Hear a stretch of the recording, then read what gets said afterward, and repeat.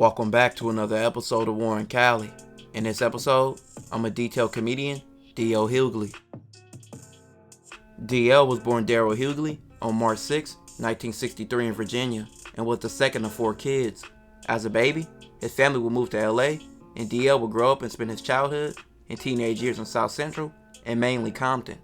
Growing up on 135th Street, D.L. would later join the 1-3-5 Pirus, which is a Compton Piru gang. He was seeking the love many young kids are, and the brotherhood made him join the gang and start running the streets. Okay. So you grew up in L.A.? 135th and Highley, yeah. Okay, so what was L.A. like? This is, I guess, the 70s, the 80s?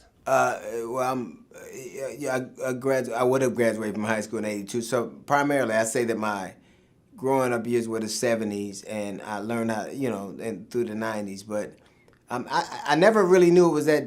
I never thought it was that different. I grew up in the inner city. I grew up, like, if you threw a rock from my house, you hit a nigga that lived in Compton. So, like, I lived across Avalon and I lived on this side of Avalon, and across that Avalon was Compton. But it's a very insulated experience. I grew up, in a black neighborhood, and I went to school with black people. So I hadn't ever had a divergent point of view or experience. Yeah. Now you got involved in gangs when you were Sure, younger. but I think it's really. I got involved with cats who lived in the same neighborhood and who ran the same streets I did and believed what I did. And as a young boy, you're looking for acceptance for any way you can get it. And although I'm not proud of what happened, or I'm not proud of my experiences, I learned a lot from them that I think is invaluable for me in terms of the way I see the world. So from what I read, you were affiliated with the Bloods at one point. Yeah, 135th and Avalon, 5s. 135th and Avalon, neighborhood called the 135s. It was where I grew up. The name of my production is 5 Times. The company is 5 Times Productions.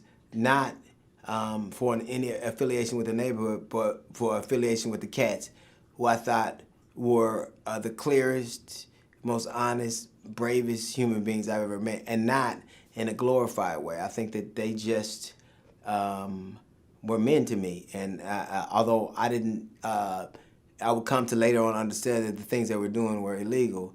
They never struck me as particularly immoral. Like, I know a lot of things are immoral, but legal, and I know things that are legal but not immoral. So I think they were, some of the best human beings I've ever met. Being in the streets will have DL involved in a lot, and this will lead to him getting into a lot of trouble and even getting kicked out of 3 different high schools from fighting and gangbanging, which made him later get his GED.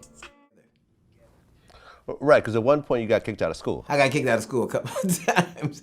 I got kicked out of Gardena, then I went to Gardena High, then I went to Locke High, I got kicked out of there, then I got to San Pedro High, I got kicked out of there, and I ended up going to Gardena High Adult School, and I got kicked out of there, so I ended up getting my GED from Lawndale High Adult School. So I'm a proud member of the alumni of the graduating class of 1988 Lawndale GED class.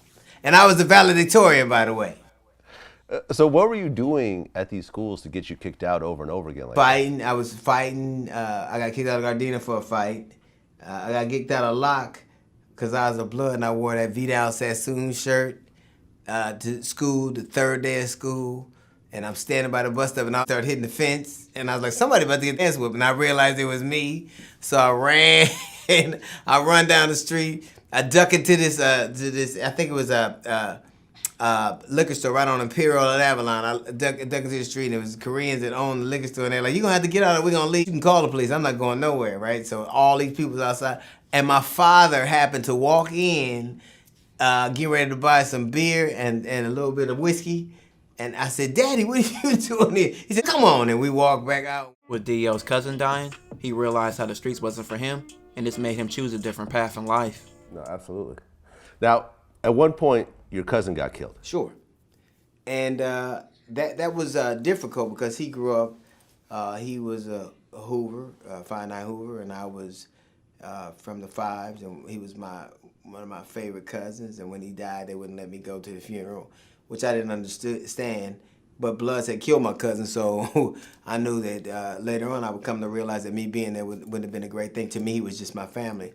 But it was at that point I realized that I didn't I knew I didn't have it in me to take human life, and it just seemed brutal to me, and it seemed that I knew that wasn't in my thing. I remember being a kid and feeling so bad for the cats around me and not even knowing why.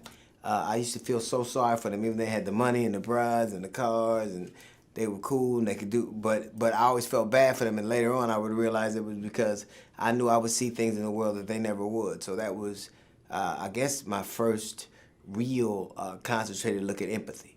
After losing your cousin to that situation, was that when you just basically said, okay, I'm done with the whole gang thing? Yeah. I knew it wasn't in my, I didn't have that in my spirit to just be so wantonly brutal and just take people away from their loved ones. That just wasn't in my thing.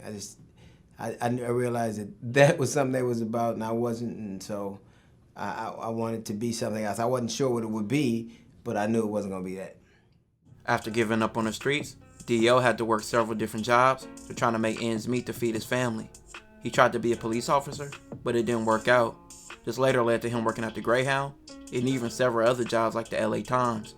With D.L. being 20 and newly married, he knew he needed a career. He was always naturally funny, but got persuaded by some friends to start doing comedy. And at 21 years old, he knew that would be his forever career. Over the years, D.L. would start to grind in comedy and start making a name for himself.